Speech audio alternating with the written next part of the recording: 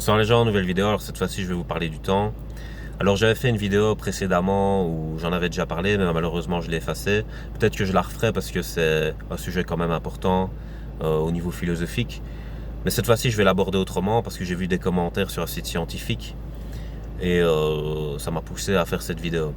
Simplement dans la vidéo précédente, juste pour résumer, j'avais fait une métaphore où j'ai comparé l'interaction qu'il y a entre la voiture et l'environnement avec le rapport qu'on a au temps.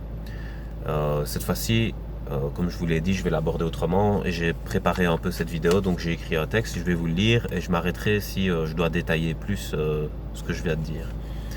Donc, notre rapport au temps dépend du fait que nous soyons en vie et de notre emplacement sur la carte dans l'univers. Alors, dit comme ça, c'est un peu compliqué, mais je vais expliquer après. En jouant aux Sims, j'ai remarqué que le temps s'accélérait dans le sommeil. Alors, il n'y a pas qu'en jouant aux Sims, effectivement, quand vous dormez, vous voyez bien que votre rapport au temps est différent, c'est-à-dire que vous pouvez dormir 8 heures, vous avez l'impression qu'il n'est passé qu'un quart d'heure. Ça, c'est la relativité, parce que vous partez dans le monde métaphysique et vous n'êtes plus incarné dans la réalité, qui crée des obstacles et une histoire qui fait que le temps ralentit. Si vous faites 8 heures éveillé dans la réalité, ça va être beaucoup plus long que 8 heures de sommeil. Donc voilà. Alors je continue. Dans le monde imaginaire, il n'y a pas d'espace-temps. On peut déterrer un ossement en Égypte et juste après être sur Kepler 452b. Alors, effectivement, nous sommes limités par la structure de la réalité, c'est-à-dire que si je vis incarné dans l'instant présent ici, je ne peux pas me retrouver en même temps dans un autre endroit. Il faut que je me déplace sur la carte par rapport aux lois qui régissent la physique. Tandis que c'est pas pareil dans la métaphysique, dans le monde imaginaire. Je peux passer d'un endroit à un autre. Je peux avoir un don d'ubiquité. Il n'y a pas de structure d'espace-temps. Il n'y a pas de limite en fait. C'est infini. Et alors que le monde ici, il est fini. Donc c'est des contraires. Ce qui change notre rapport au temps, parce que comme je le dis, le temps, il est en rapport à la vie. Dans la mort, il n'y a pas de temps. Alors j'avais une théorie par rapport à ça, et je vais la dire pour pas l'oublier juste avant de continuer le texte. Moi, ma théorie, c'était que, en fait, les gens qui sont déjà morts, ils nous voient déjà, comme si on était mort.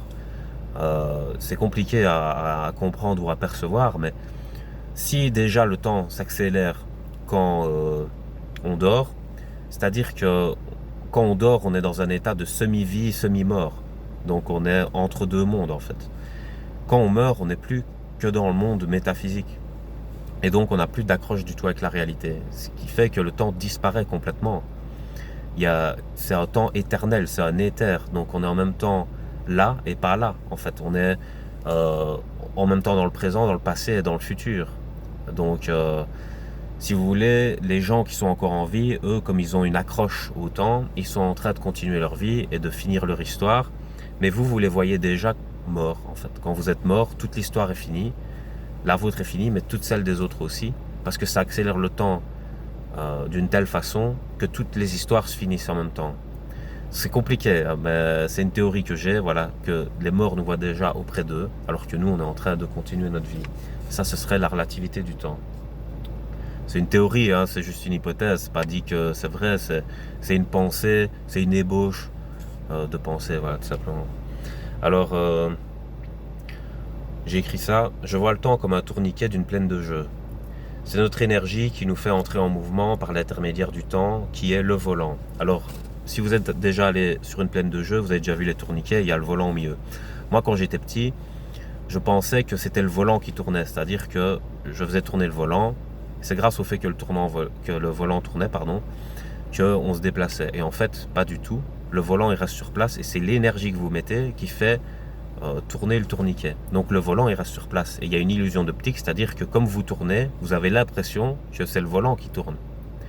Votre perception, elle change. Et on a ce rapport-là au temps. C'est-à-dire qu'on a l'impression que le temps passe, alors que c'est nous qui passons dans le temps grâce à notre énergie. Et d'ailleurs, si notre énergie est à zéro, c'est-à-dire qu'on meurt, quoi, bah, on ne passe plus dans le temps. La notion de temps disparaît. C'est notre énergie qui nous fait accrocher le temps et qui nous donne un rapport au temps. Voilà. C'est une théorie aussi, évidemment. C'est pas une preuve, quoi. Vous voyez, c'est une hypothèse. Donc je continue. Sur le temps objectif et le temps subjectif, alors pour moi il y a deux sortes de temps, c'est-à-dire qu'il y a un temps macroscopique et un temps microscopique.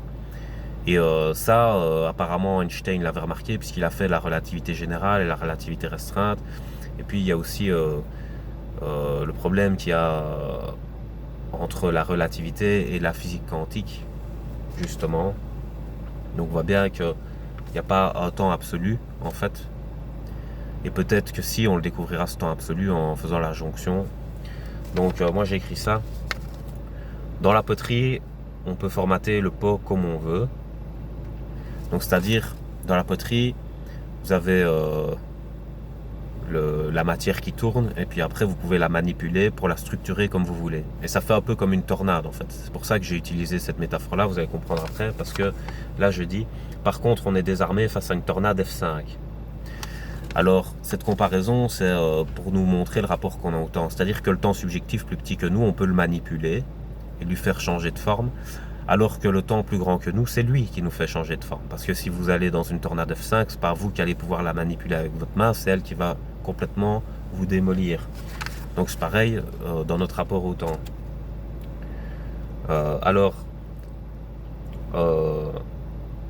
Bon, je termine pas la phrase puisque je viens d'expliquer, mais je vais parler du film Time Out.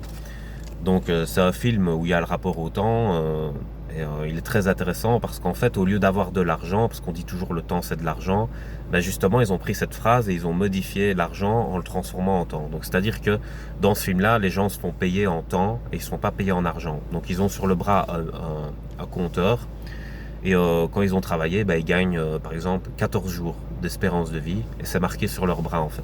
Et il y a les riches et les pauvres parce que il y a des pauvres qui ont justement, comme je dis, 14 jours d'espérance de vie, il y en a qui en ont moins, ils ont même 1 jour d'espérance de vie.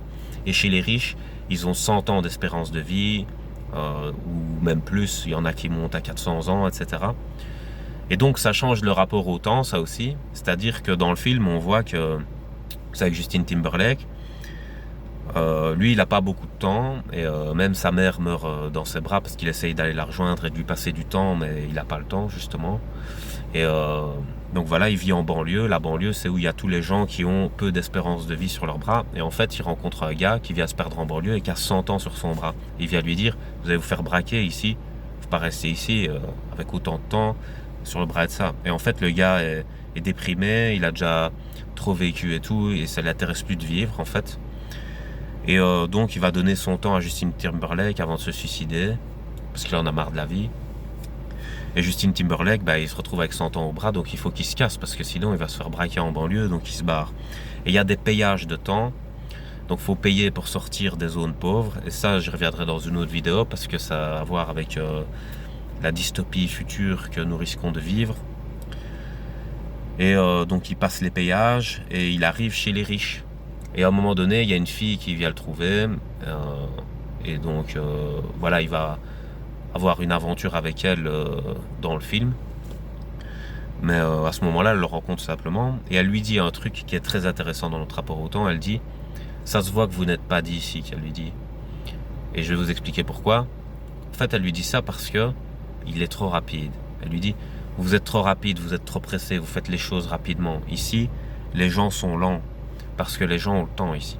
Effectivement, chez les riches, ils ont des 500 ans au bras. Donc ils font tout très lentement, ils sont très patients, ils vivent comme si les choses étaient acquises, comme s'ils étaient immortels. Alors que chez les pauvres, il faut se dépêcher de vivre, il faut se dépêcher d'avoir des expériences, parce que notre espérance de vie est beaucoup plus courte et tout peut s'arrêter rapidement. Alors elle lui dit ça, donc ça montre le rapport au temps différent qu'il y a entre les riches et les pauvres. Les riches ont tendance à être plus lents, parce que leur espérance de vie est plus longue, et les pauvres ont tendance à être beaucoup plus pressés, impulsifs, parce que leur espérance de vie est plus courte. Et encore une fois, pour moi, c'est une question de juste milieu et de s'ajuster par rapport à son espérance de vie, parce que si on est trop avare et impatient, on risque de faire échouer nos interactions parce qu'on est trop justement avare et qu'on n'a pas de patience. Et si on est trop patient, on risque de faire comme le héron dans la fable de La Fontaine, c'est-à-dire de laisser passer les opportunités et finalement d'avoir des regrets à la fin. Voilà, tout simplement. Donc voilà ma vidéo sur le temps. J'espère qu'elle vous a plu. Passez une bonne soirée.